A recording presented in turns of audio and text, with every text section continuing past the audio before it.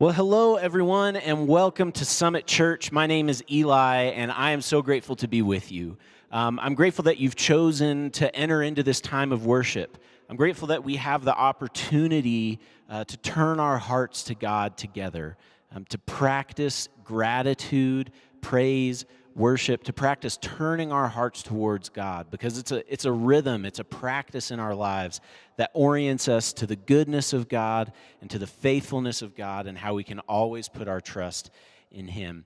And so I'm grateful that you've chosen to be here, and I would invite us now to just kind of take a moment so that we might really be present. We might really set our intention on experiencing the love, the grace, the mercy of God in a way that forms us into the likeness of Christ. And so I invite us now to do that and to begin our time by singing a couple of songs together. So let's do that. Let's turn our hearts to God and sing together.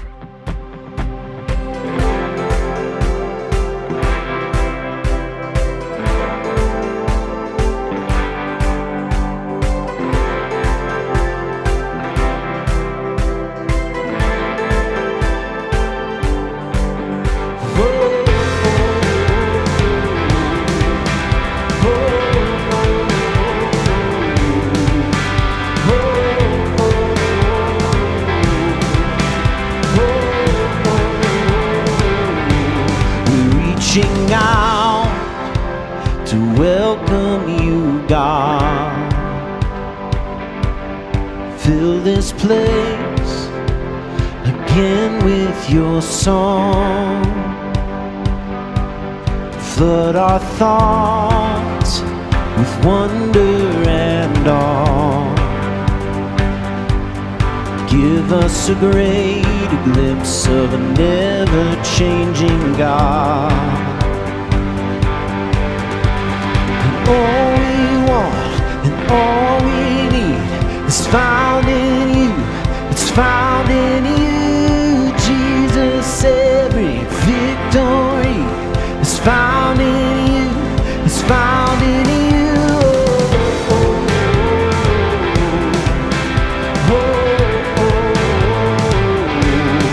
Open wide our hearts now to yours.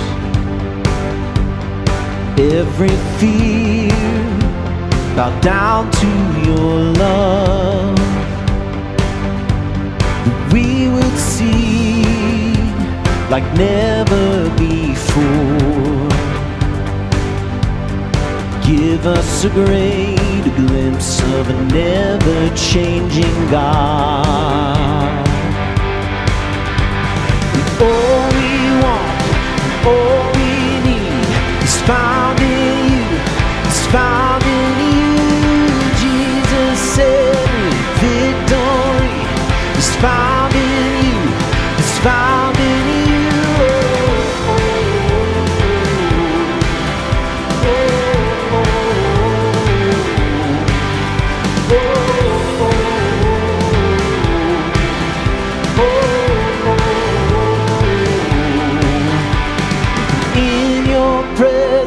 There is freedom. In your presence we are made whole. In your presence there is freedom.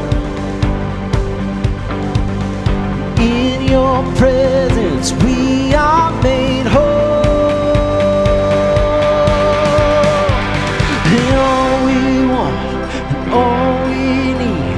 Found in you, it's found in you, Jesus. Every victory is found in you, it's found in you. All we want and all we need is found in you, it's found in you, Jesus. Every victory is found in you, it's found in you.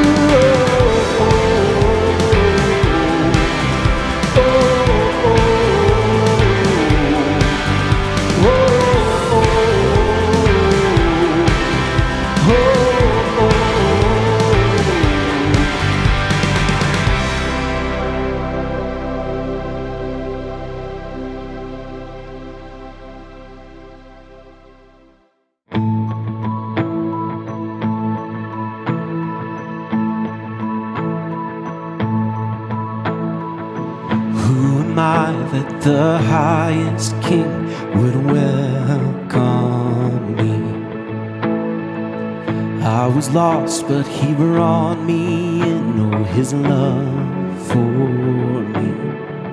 Oh, his love for me. Who the Son sets free, oh, is free indeed. I'm a child of God, yes I am. Free at last, he has ransomed me. His grace runs deep. While I was a slave to sin, Jesus died for me. Yes, he died for me. Who the Son sets free, oh, is free indeed. I'm a child of God, yes I am. In my Father's house, there's a place for me. I'm a child of God, yes I am. I am chosen, not forsaken. I am who you say I am. You are for me, not against me. I am who you say I am.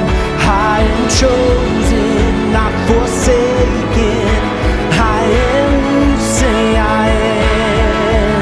You are for me, not against me. I am who you say I am. I am who you say I am. Who the Son sets free, who is free indeed. I'm a child of God, yes I am. In my Father's house, there's a place for me. I'm a child of God, yes I am. In my Father's house, there's a place for me. I'm a child of God, yes I am.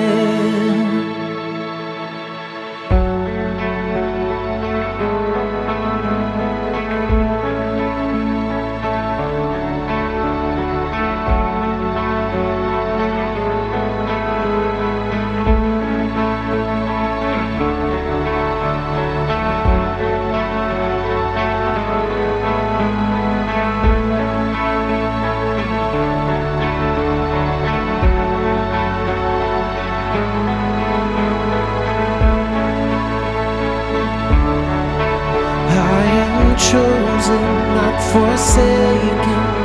I am who you say I am. You are for me, not against me.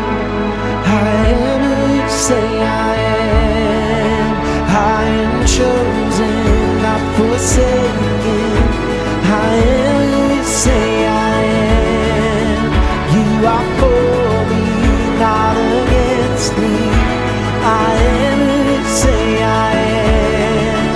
I am chosen, not forsaken. I am who you say I am. You are for me, not against me. I am who you say I am. I am who you say I am. Yes, I am who you say I am. The Son sets free, who is free. I'm a child of God, yes I am.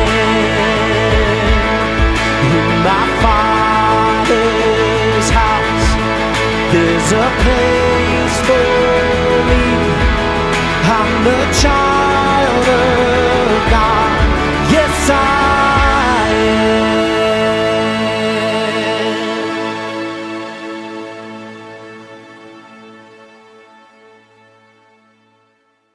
Would you pray with me? God, as we worship you today, we are incredibly grateful that you have given us the gift of life. Thank you for not only giving us life, but also for being a part of that life in every moment, good or bad. We ask that you would continue to hold us together and reveal who we are through Christ. We ask this by the power of the Holy Spirit and in the name of Jesus. Amen. Hi guys, my name is Stacy Franco, and I'm so glad that you've chosen to worship with us today. Just like all of you, I'm worshiping from home. Right now I'd like to invite everyone to check in, introduce yourselves, and greet each other in the chat window or comment section. Let's do that now.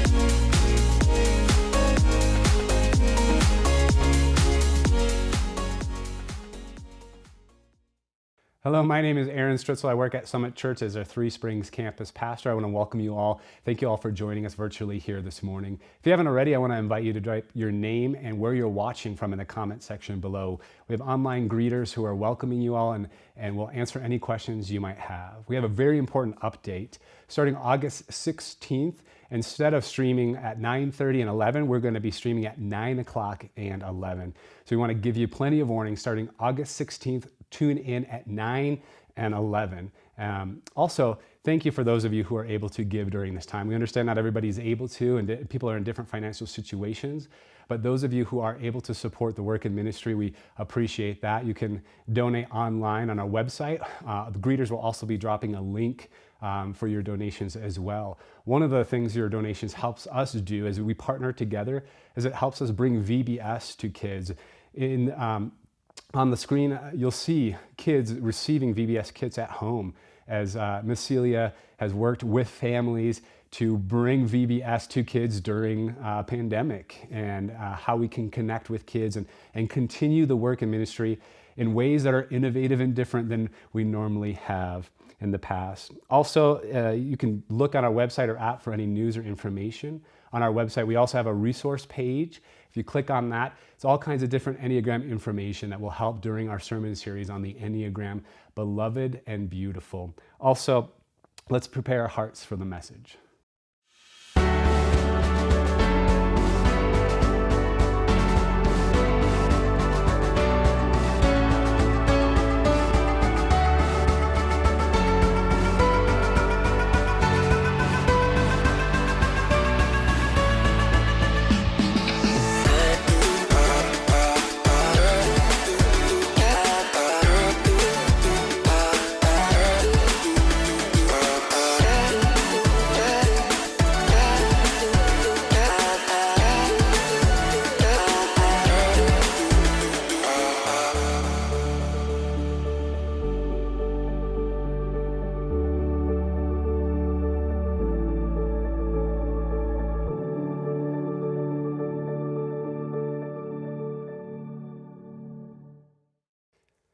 Hi, thank you again for joining us. As I said earlier, my name is Aaron Stritzel. I work at Summit Church as our Three Springs campus pastor. As we continue on a sermon series, Beloved and Becoming, as we talk about the Enneagram as a tool for spiritual formation. Really, we've talked about this idea of using the Enneagram as a tool because we find ourselves in the midst of a lot of stress and anxiety. One of the questions we've been wrestling with using the Enneagram is this: how can we move from anxiety and stress to health and wholeness? What does that look like? We'll be throwing up a slide here on the video, and it's a slide of the Enneagram. This is the tool that we've been using. It's a tool, it's not the tool. And some people find certain tools more helpful than others. And at different times of our lives, we find certain tools helpful than at other times. One of the things we notice, first of all, the Enneagram is just a compound word. Ennea means 9.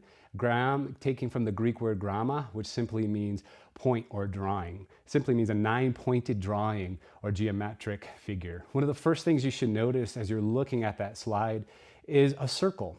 The circle is representative of wholeness or completeness. Those who teach the Enneagram from a Christian perspective talk about this idea that this is the face of God, that God is whole, God is complete, God is perfect, God encompasses all different types of people. And the beauty of this is that each of us, according to Christian scriptures, are created in the image of God. So each of us reflect God in different ways. And the beauty, again, of that is that as we gather together in diversity, we reflect God in more holistic ways. That I have a piece of God, you have a piece of God, we all have different aspects, and as we gather together, the whole is represented more fully and completely. And that's a beautiful idea. As we continue on today, that idea that we all reflect different aspects of God. We start with Enneagram Type 2. That was where we began, really because that is the heart triad. Doesn't mean that any of the other the types don't have a heart. It just means that 2s, 3s, and 4s, this triad, care the most about connecting and comparing with other people. Everybody else does that to some extent, but 2s, 3s, and 4s do it the most. So we started with 2. I'd like to just go around that circle and reflect, explain what each type in some ways reflect about God. So type 2s are the helpers. They reflect the love and the nurture of God. Type 3s reflect the hope and the radiance of God. 4s, which we're going to talk about today, it's a type I most resonate with, reflect the creativity and depth of God. Type 5, the observers reflect the wisdom and the truth of God. Type 6, the loyalists reflect the faithfulness and courage of God. Type 7, the enthusiasts reflect the joy and abundance of God. Type 8, the challenger reflects the power and the protection of God. 9s, the peacemaker, reflect the peace and the oneness of God. And lastly, you type 1s, you reflect the goodness and the justice of God. Isn't it beautiful how we each reflect different aspects of who God is? We began this sermon series with one of my favorite texts. I want to invite us to go back to that. John 10:10, the gospel writer says this: "The thief comes only to steal, kill, and destroy. I have come that they may have life and have it to the full." Gospel writer reflecting the words of Jesus here. The thief comes to steal, kill, and destroy. This idea that each of us, really, we have lies that we believe that kill, that keep us from experiencing the full and abundant life that Jesus came to bring us, that's available right here and right now. And the Enneagram as a tool reflects different lies each of us believe. Of course, we all believe a number of different lies, don't we?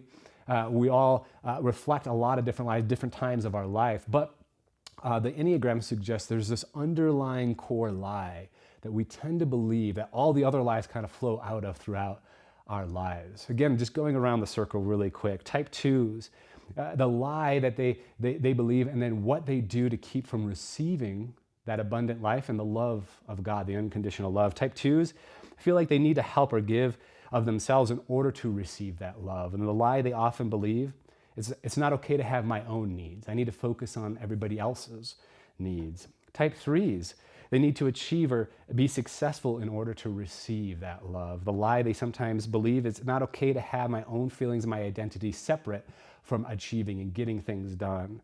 Type 4 is I need to be special, deep, authentic in order to receive that love. The lie we often tell ourselves is it's not okay to be normal or ordinary or too happy. Type 5s have a need to be competent or knowledgeable in order to receive that love. And the lie they often hear is it's not okay to be comfortable. I need more knowledge, more understanding in that. 6s, I need to be safe and secure and to create that for other people to make sure there is this sort of external safety security. And the lie they often believe is it's not okay to trust myself.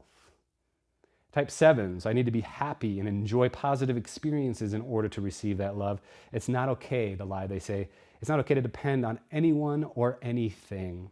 Type 8s, need to be in control, or probably better is I need to make sure nobody controls me. And the lie they tend to believe is it's not okay to be vulnerable or to trust other people.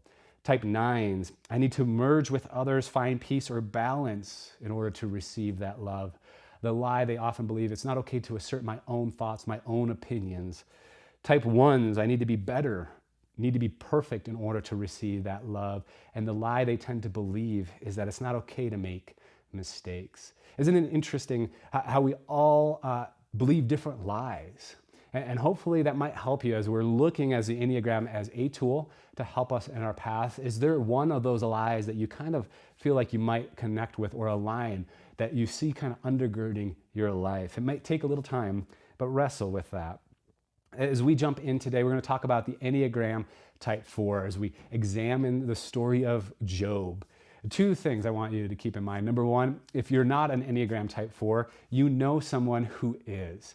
And what that means is you have an opportunity to learn a little bit more about them, hopefully have a little more compassion and understanding and love towards those people in your life who might be an Enneagram Type 4, or just those kinds of people who are motivated in that way. Also, if you're not an Enneagram Type 4, you have 4 aspects within you.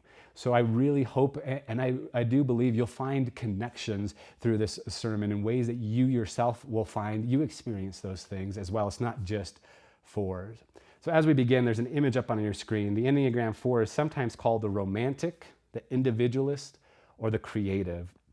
4s are authentic, compassionate people. They're creative, expressive, introspective, but when unhealthy, they can get stuck in their own, what I call toilet bowl or toilet swirl of emotions. They can withdraw, become melancholic, depressed, or moody. And while this is the type that I myself most resonate with, as I shared at the beginning of the sermon series, each type is more like a shade of a color. No 2 types are the same, and that's probably more true with Type 4s, who are the individualist. Nobody looks like me, nobody acts like me, nobody can fully understand who I am, right?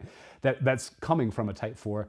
But while I see the world through the lens of a 4 in many ways, I wanted to invite you to hear from 2 other people who are a part of our community and involved in different aspects of leadership here at Summit Church, to hear what they say connects with them about what it means to be a Type 4. Let's go ahead and watch that together now.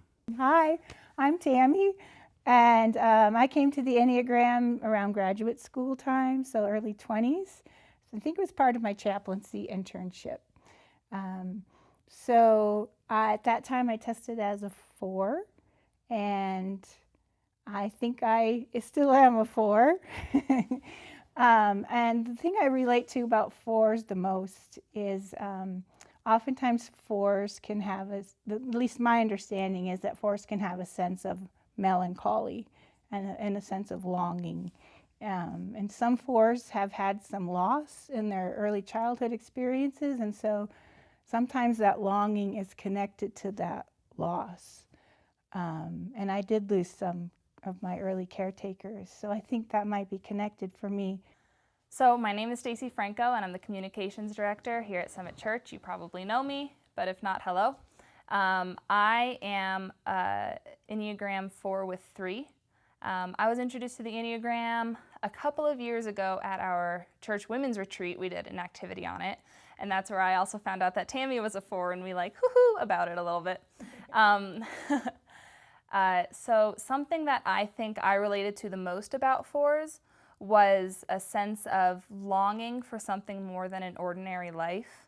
I always thought it was because I read up watching big movies and reading books about adventure, and I'm like, well, something magical and huge has to happen that's really deep and really meaningful and that sort of thing. But that's not really actual life. And so something that I work on really hard is finding the magical and the meaningful in day-to-day life. Also, 4s, they love the arts and creativity, and I'm drawn to music. Some of you know that. Some of you know me, know I love music. Some of you who don't know me, I guess, wouldn't know that about me. But I did do a lot of musicals in high school and in college. I went to college on a voice scholarship, and I can remember a little story I wanted to share with you. When I was in high school, we did The Sound of Music, and I got to play Maria. And going back to that sense of melancholy and longing, at the end of The Sound of Music, there's that sweet song, Edelweiss, and just expresses the longing and the melancholy of this beautiful idea. Hopefully that helps you get a little bit better of a grasp of what a type 4 might be. We're going to look at the story of Job. Now, we don't know for sure if Job is a type 4, but what we do know is that his story is a sort of archetypal example of a 4 moving through a sort of unhealth to health, which is a big part of what the Enneagram as a tool does for us. It sheds light on areas where we're unhealthy or stress and where and how we can move to integration, healing, and wholeness. So Job's story starts out like this in Job chapter 1. There was once a man in the land of Uz whose name was Job. That man was blameless and upright, one who feared God and turned away from evil. There were born to him 7 sons and 3 daughters. He had 7,000 sheep, 3,000 camels, 500 yoke of oxen, 500 donkeys, very many servants, and that this man was the greatest of all the people of the East. This man was special, right? He was unique. There was something about him, which 4s feel that. There's something special and something unique about them. By the way, Job is probably my favorite, actually it is my favorite Hebrew Bible book. I took a whole class in seminary on Job and human suffering, and I find Job's story fascinating. He starts off feeling unique, feeling blessed, and then of course we read that everything is taken away from him in an instant, right? Just a snap of fingers, it all is taken away from him. And what we're meant or invited to wrestle with in his story is this question: what happens when life doesn't turn out the way we had planned? What do we do? Job didn't plan for this catastrophe, obviously. He didn't want this to happen. He wrestled with questions of why is this happening? Where are you, God, in the midst of this? God, do you love me? Do you care for me? Did I do something wrong? No, I didn't do anything wrong.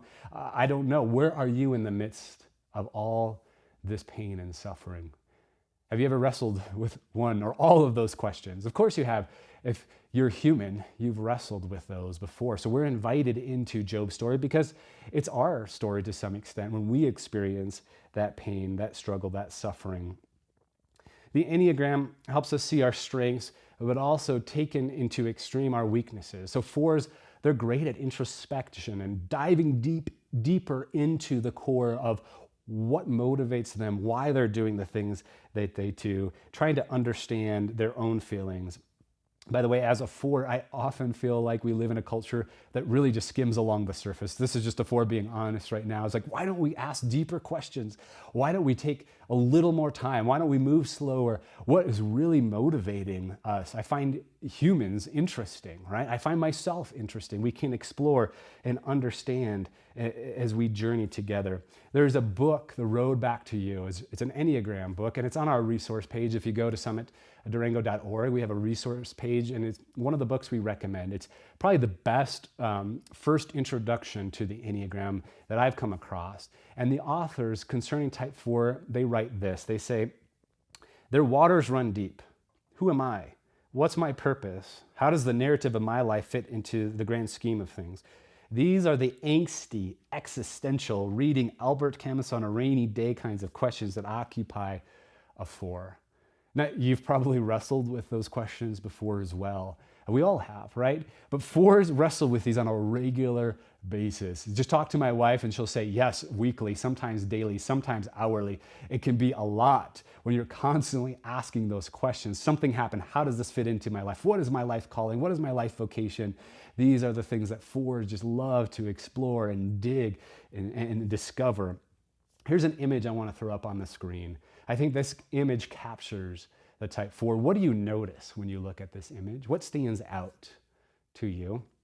It's an image of a boy looking out of a window. One of the things that stands out to me is this boy has a sense of longing, maybe a little discontent or melancholy. There's something out there I'm not experiencing, and I'm here. This, I think, reflects some of the aspects of the type 4 who struggle at times with longing and somewhat melancholic. There's another image we'll throw up here in just a moment from an artist, Holly Carton, who gave us permission to share these, and it's on our website, on our resource page as well. But as we throw this image up, this is the image of the Enneagram Type 4 that she drew. And while you're looking at this image, I'm going to read to you her description and reason why she drew the colors and the flowers that she drew. And she says this: I chose the deep indigo and purples as the main colors for this piece to highlight the depth of emotion and sensation that fours experience. The pinks and brighter blues around the center illustrate their willingness to deal with contrasting emotions, as do the flower meanings. For example, the tiger lily is the passion and desire, and the magnolia is for grief and pain. The hand is held to the brow to show their constant seeking for identity and true authenticity, and the flowers under the hand are rue, meaning clear vision. The flowers at the center are bittersweet and chrysanthemum, which mean truth, as four's deepest desire is to find significance and create meaning and identity for themselves. The artist's explanation here is perhaps the best description of an Enneagram Type 4 that I've ever come across. What a beautiful painting, and even more the thought, the process that went into that. As an Enneagram Type 4 myself, I appreciate that. And even though you're not a 4, perhaps you found yourself like Job, in a place where you didn't plan to be, where you experienced some suffering, where you found yourself in some ways sulking. We read in chapter 3, after Job experiences all this, he opens his mouth and he says the following: May the day of my birth perish, and the night that said a boy is conceived. That day, may it turn to darkness. May God above not care about it. May no light shine on it. May gloom and utter darkness claim it once more. May a cloud settle over it. May blackness overwhelm it. That night, may thick darkness seize it. May it not be included among the days of the year, nor be entered in any of the months. He goes on like this for a whole chapter. Enneagram Type 4s are actually the types that they're most at peace in the darkness. They're most sometimes drawn to darkness, but they find that sense of beauty and depth in the darkness. We see that here in Job, as he almost writes this poetic expression of his own pain. On our website, we have a spiritual formation plan. I really recommend you go to that, because one of the things that the Enneagram really does is gives us a map for spiritual growth. A lot of the teachers will say the Enneagram doesn't put you in a box. It really tells you this is the box that you tend to put yourself in. Here's some tools to get out of that box. One of the things I've struggled with, maybe it's my 4 individualist, maybe it's just not, it's just any of us, but it's the struggle sometimes that in church we give one spiritual formation plan and say, if you do A, B, C, then you're going to expect D or F or whatever that might look like. What the Enneagram does, it says, oh, we're all different. We all have similar struggles, but they're highlighted differently. And so how do we create a plan for that? On that plan, what it says about 4s is this: unhealthy 4s are known to give themselves to a sort of critical, melancholic, depressed, self-loathing spirit. While they don't like it, they can easily get comfortable in a dark place. They sort of wear that for their identity. Their own darkness becomes another means of being different and trying to overcome shame. This is the self-destructive pattern.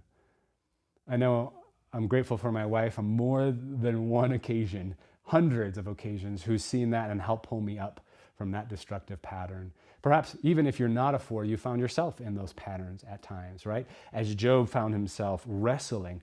Most of the book of Job is him wrestling with what I mentioned before, the toilet bowl swirl of emotions. That he sits around his 3 friends and they go back and forth, trying to understand all of these things. In 2020, I think all of us, at one point or another, in one form or another, have found ourselves kind of stuck in this dark place. Global pandemic, increasing polarization, diverse views, political divisiveness, economic upheaval, and an uncertain future. All of that, we find ourselves kind of at times stuck in that. If you've ever thought to yourselves, how are we going to make it through? How do we move beyond this? Just know you're not alone. I've felt that multiple different times during this season. It's a difficult season for many of us, for most of us. How do we move through this? How do we grow spiritually in the midst of that? Well, the Enneagram, again, can be a tool to help us understand that as we begin to see what our core struggles and how we can kind of get out of that box. So I want to invite Tammy and Stacy back again, and they're going to share a little bit about their own spiritual formation, spiritual practices that have helped them as an Enneagram Type 4. So let's go ahead and listen in as they share again together. One of the spiritual practices that I use that I think is most meaningful to me and really has the biggest impact upon my spiritual life is what I really like to do is set the mood in like my living room or whatever. I'll turn down the lights. I really like getting physically in a space where I can get meditative. I put on some music that I really like. And just kind of sit quietly with myself and seclude myself a little bit and really just sit, one, with my feelings, but two, with God, because He understands those feelings. Yeah, spiritual practices that I find that stretch me and help me grow more. The practice of gratitude, because I tend to focus on what's not there, who's not there. I can be on a picnic and think, oh, if only my friend was here, or if only... And I get melancholy for my old dogs. And so I have to really be intentional about noticing what is here in the present, and remembering that my life is full and whole without those pieces that I long for. Another thing that I like to do is connecting with others. I am not sure that this is a 4 thing, but it might be. I look for the authenticity in people and the vulnerability in people and conversations. I remember when I met my college roommate, I think one of the first days I was like, what are your dreams for your life?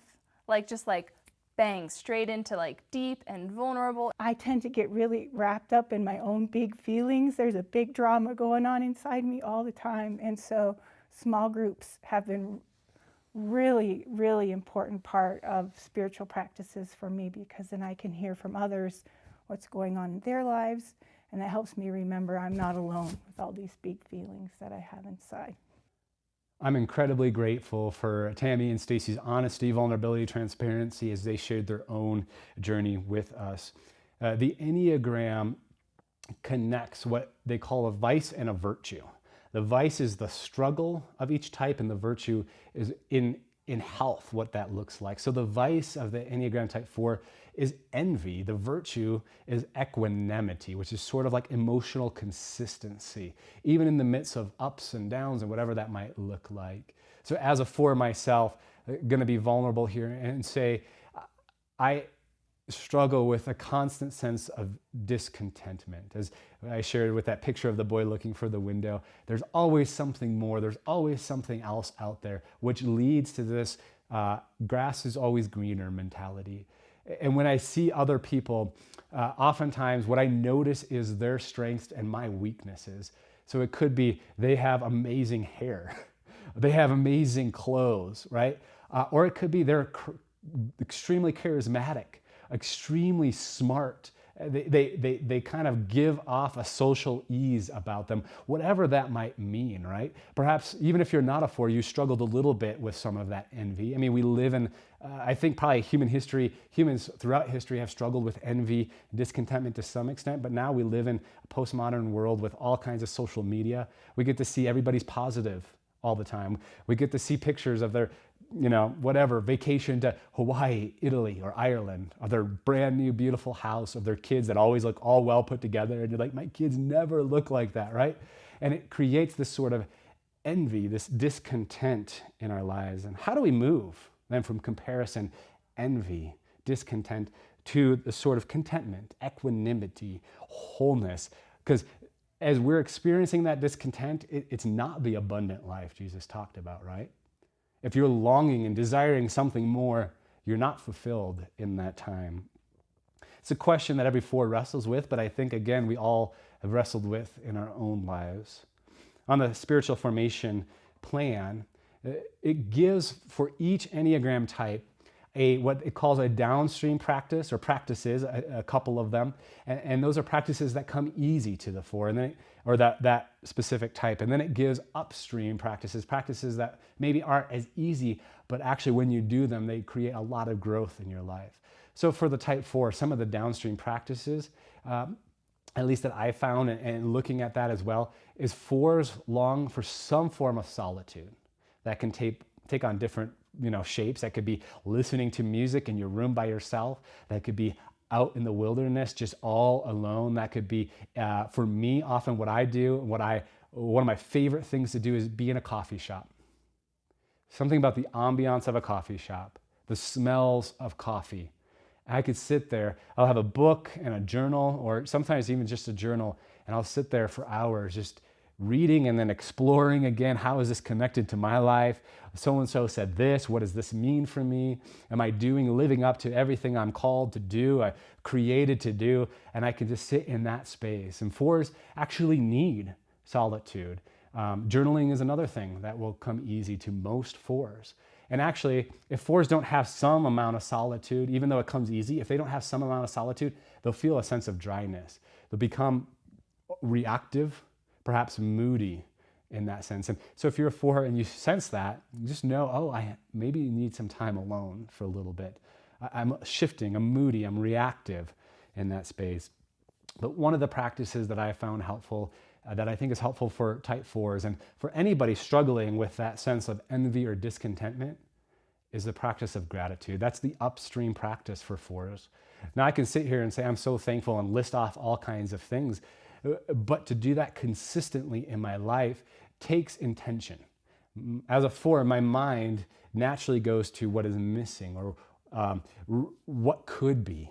What else is there? As soon as I graduated college, it was, okay, seminary graduate. As soon as I graduated seminary, I started a doctorate way too fast, got burnt out. It was always the next thing and the next thing. But what am I grateful for?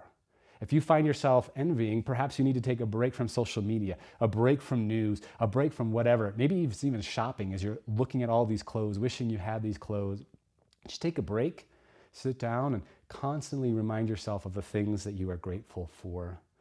Psalms is a great book for this. The Psalms bring an honest lament at times, which is helpful and important, especially for 4s who value authenticity.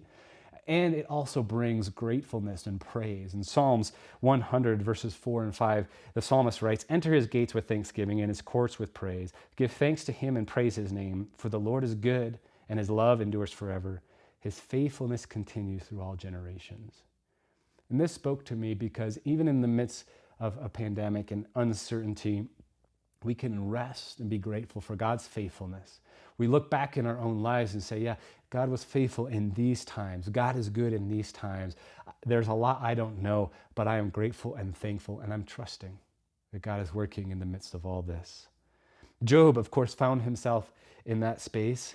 He discovered a sense of gratitude eventually. You read through the whole book, eventually he discovers a sense of gratitude. Really, as he understood, he doesn't understand. And that's sometimes the hard part of the book of Job, is it leaves us sort of open and saying, Job never receives an answer, but in another way he does. What happens is that Job understands that he's not God, that God is God and he's not God, and he doesn't have the same perspective. And so we read towards the end of Job's story in Job 42. Job answered the Lord and says, "I know that you can do all things, that no purpose of yours can be thwarted. Who is that, or who is this that hides counsel without knowledge? Therefore I have uttered what I do not understand, things too wonderful for me which I do not know." Job discovered a sense of beauty and an aspect of God through the pain and through the suffering that he would not have uncovered and experienced without that. At the same time, he also found a deeper sense of contentment in the midst of uncertainty. See, we all have questions. Why did my friend get diagnosed with cancer? Why did this young man die? Why can't I get pregnant? Why a global pandemic? Why did I lose my job? Like Job and Job's story, we don't always find the answers. Faith isn't always about having all of the answers. Actually, faith allows us to rest deeper into the mystery. And this is what Job says, right? I'm not God. I don't understand. I wasn't there from the foundation. Your vantage point is a different vantage point by far than what I can see. And even though it's hard to get there to that point of surrender and sort of resting in that mystery, that uncertainty, it's then that we find our contentment. It's then that we find our joy. It's then that we find a greater sense of abundant life that Jesus talked about. So hopefully you've learned a little bit more about type 4, not super turned off by type 4s and their deep, dark emotions at times. Hopefully it'll help you love and understand 4s a little bit more. And also hopefully you found your own life connecting in some ways to a 4. I want to close with what 4s remind us, and then an Enneagram type 4 prayer. 4s remind us that we are all unique. And they also help us see the beauty in everyday, ordinary things. Our scripture verse for the week reminds us of this truth.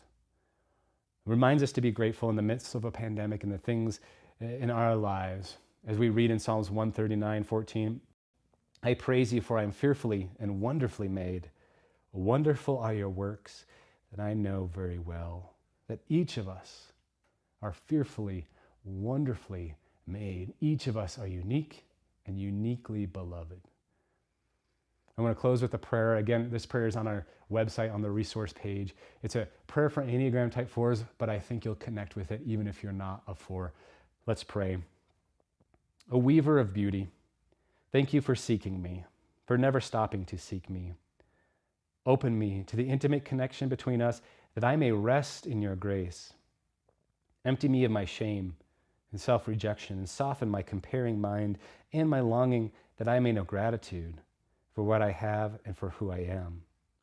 Guide me in the path of appreciation for the beauty and possibility that surrounds me, that is within me. Sacred source of my life, ground me in my inner calm and remind me of the holy and beautiful in the ordinary. Open my eyes and my heart to see your graceful touch in all of life. And from this seeing, I know there are really no ordinary moments, for all is sacred. Amen. As we continue to worship together, may we be reminded that all is sacred. Let's continue to worship together now. I'm Jeff Huber, lead pastor here at Summit Church, and want to welcome you to our time of communion. Communion in the Methodist Church is an open table. That means you don't have to be a member here or anywhere to say yes to Christ and to receive his gift of grace. You can't earn it.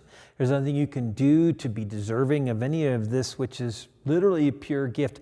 I talked a couple weeks ago about how baptism is like a bonus, and really communion is a double bonus. It's really God's way of saying, I want you to know that I made you to love you, and you can't do anything to separate yourself from me, as Paul says.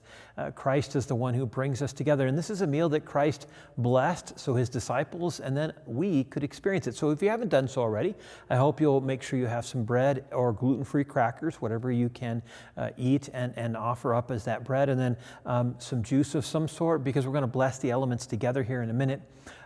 We've been doing a series on really what motivates us internally, and it's really appropriate in these moments to come to the table and to bring all of ourselves and to say, God, here are those things that motivate me that I need to let go of, or here are those things that motivate me. Thank you for making me this way. Help me to use those gifts to bring about your kingdom and not just do it for myself. And so as we come to the table today, I invite you to take the bread, and as you hold it, remember that God, we thank you for these